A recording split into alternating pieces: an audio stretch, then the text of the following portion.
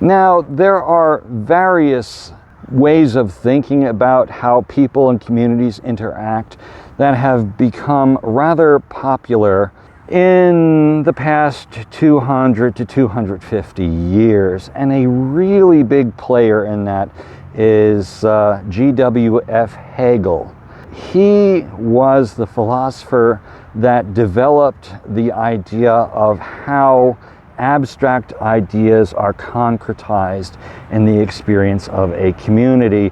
And so we have in his thinking something that we usually refer to as thesis, antithesis, and synthesis in English.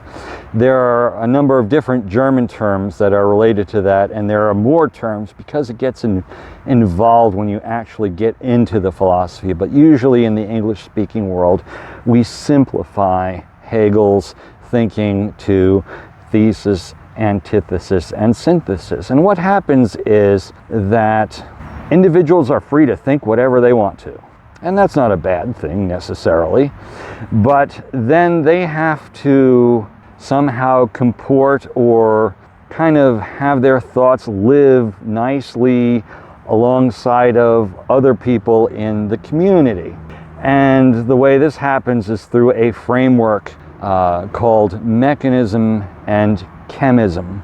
And really, mechanism is kind of the general mechanics of how things are. Chemism is a self-reflective process.